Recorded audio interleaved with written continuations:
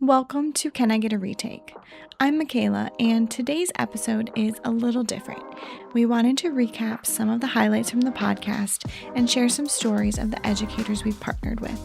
These are faculty members who are in the trenches with you, facing the same struggles and finding new ways forward. The world of textbooks, you have people knocking on your doors and asking you, have you ever considered writing your own? That happened, and it would happen to be a Great River Learning acquisitions manager. I mean, even textbook publishing, like who would have thought that at one point in my life I would write a textbook? I mean, I was an adjunct professor, and who was I wasn't responsible for making any decisions about anything. And certainly wasn't thinking that I had the capability of doing that. But, look, I have a doctorate. I know how to write. And there were folks who were willing to help me. I'm very famous for saying that it's the stupidest thing I've ever done and the most intelligent thing I've ever done, because it was really hard to do. It was something I'd never done before, never considered doing. So making the time to create the textbook was way back when, was a challenge, but the rewards on the other side have been just fantastic. Being able to completely redesign the music appreciation classes here for CSU. We went from a couple of classes of 70 students to well over 2,100 students a year. I mean, we offer so many sections of this class.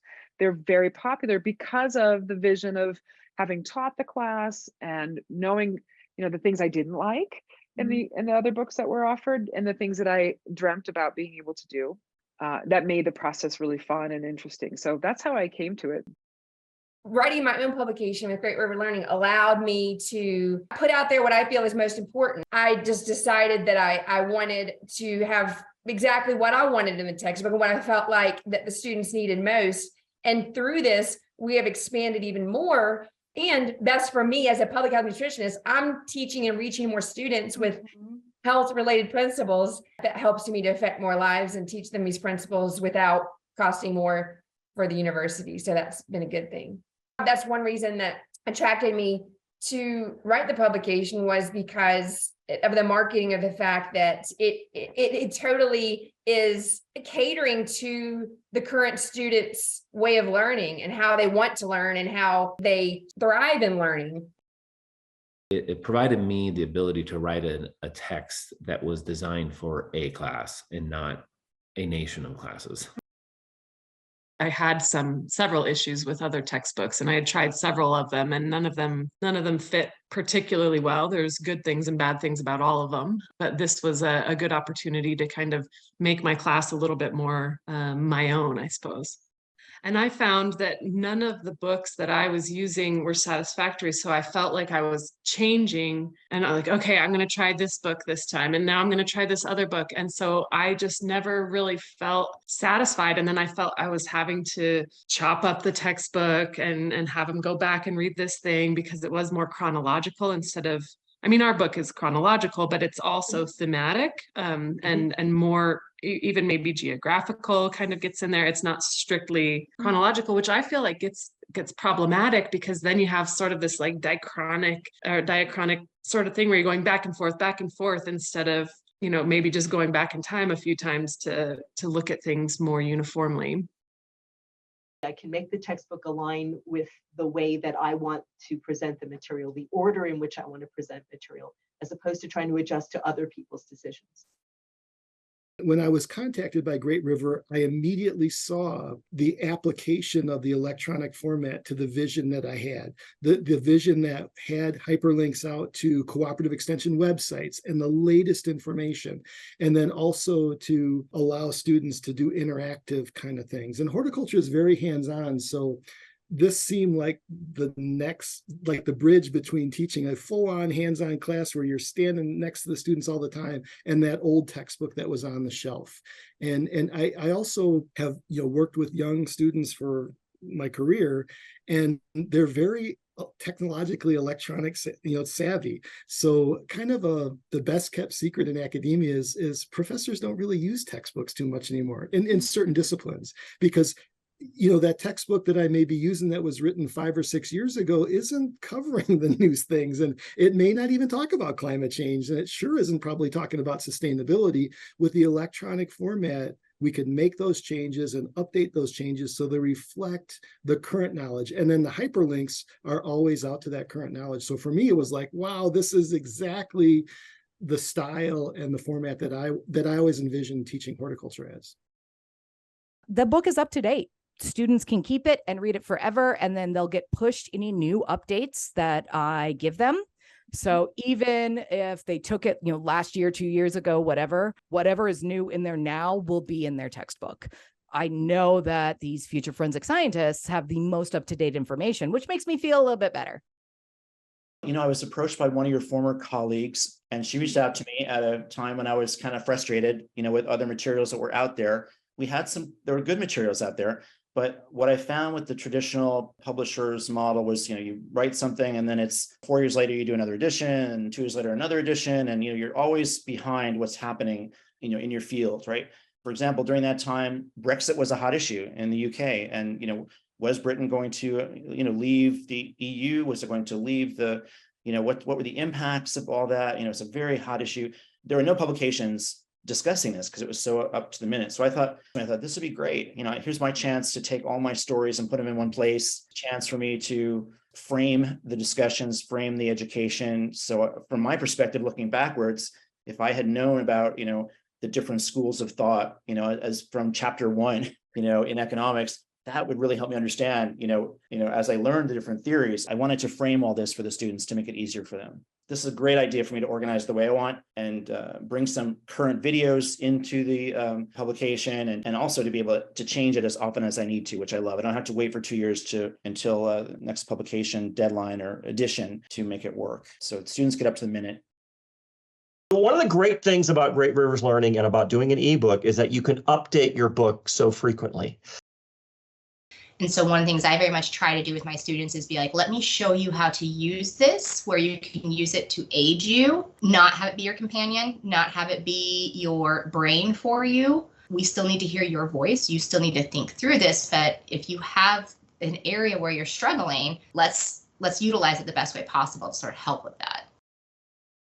I had been working already on a couple projects for my music theory classes. Like apps and things like that to make those classes online materials. And so when the opportunity came up with GRL, I was really involved with teaching music appreciation at the time. I had quite a few sections of that. And I said, oh yeah, I'd be really interested in doing that. And I kind of developed my own approach to teaching music appreciation because I've been doing it for a few years then. And I went, I wish I had a book that did just what I wanted to do, that was a little more concise. And one of the important things about the book was that I have so many students who take music appreciation because they think, I love music. This will be an easy class for me to take. I can get my humanities credit and take this class. But I ran into a lot of what I would consider a type of prejudice. And I don't mean that in a really bad way, just in a way that we have our preferences in music. Music is so emotional to us that we have things we really like and things we don't like. It's part of what I wanted to do. Well, part of what you have to do in music appreciation is open the appreciation to all kinds of music. But I found I was not able to open as many doors with the textbook when we just started history, going straight through history. So my textbook really starts at the beginning with a scientific approach. We even have a whole first chapter on science. What is the science of sound and music? And then we talk about sort of being an anthropologist in terms of music. How would you look at it objectively? How would you be able to describe the music of the whole world to an alien race? So you can't just talk about what's in your culture. What are all the cultures and all the music? So that was really one of the primary things that I wanted to address, was get students' minds opened immediately. And to do that, you have to sort of give them the power of opening their mind, giving them the choice to look at music objectively. I taught an honors class for the Cook's Honors College at Indiana University of Pennsylvania one summer. It was for junior and senior high school students. And it was like an immersive experience for them to see what college is like. And so I taught that. And it was really the first class where I built it all around music. And I called it Memories and Melodies, oddly enough. And there was something about that class that always stuck with me. At the end of the semester, we did a full performance. I brought my drums into the classroom and we did songs together that they wrote. And it was really my dream. It was like, this is what I want all my classes to be like. And so after that happened, I thought I'd really like to organize this somehow, but I don't know the first thing about writing a textbook or creating it. So that was the thought. And then years later, I had the opportunity to connect with you all, and it was the perfect timing because I had spent all that time mapping out in my mind what I wanted to do. And so once I had the green light, the book practically wrote itself because all the ideas were already there. And so, yeah, but I've been wanting to do it for a long time. You all have been incredibly instrumental in bringing this whole thing to fruition and making it much better than I would have ever been able to do on my own. The editing process itself it was streamlined, it was very efficient, it was quick, it was detailed. Jonathan and the team were really working hard to preserve what it was I was trying to say or do, and just helping me fine tune it and, present it in a way that was going to resonate with students. But the process was so simple. I can't say enough good things. I just want to sort of communicate just how enjoyable it's been to work with GRO with this particular book, and how the ability to be able to update the text and to make modifications, and even the ability to just have conversations has really made the whole process enjoyable. So I just want to thank you for that. That's not always the case with publishers. I personally have found this to be a very responsive and enjoyable relationship. So I want to thank you for that. We were trying to find a book that met certain needs, but also that was user-friendly from the faculty standpoint. What's great about this textbook is there are all of these built-in assessments, and wanted to make sure that that was not a burden for the faculty, that these online assessments are meant to be a positive feature. And so one of my goals was that it was going to be user-friendly for my colleagues, that it wasn't going to be cumbersome to learn this new platform. And then also at the same time that it wasn't super directive, that they wouldn't feel like the textbook was forcing them to take a certain approach in their classes. And I do think I've met that goal just from talking to colleagues about how they're using the assessments. One of my favorite parts about the textbook is these knowledge checks, the chapter. And faculty can choose to have them as a pre-read, like a pre-assessment read-through, come to class having thought about it, how's that going? Maybe a post-assessment from the class.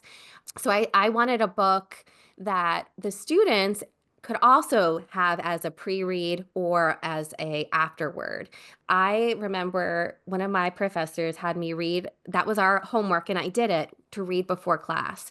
And I would come to class so confused. I just couldn't learn from the textbook. And so I wanted a textbook that I hope students could learn from. Not that I wanted to replace the wonderful interactions in the classroom, but that it spoke to them. They could kind of pick up on it, and it wasn't something that they had to kind of read after the fact.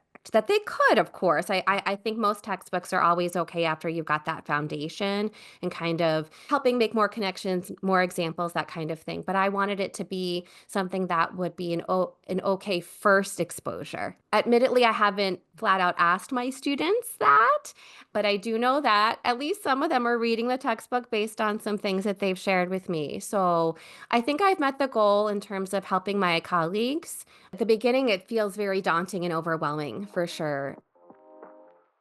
Make sure to hit that notification bell after subscribing to our Great River Learning YouTube channel. Our mission is to inspire and educate those in higher education, one insightful conversation at a time.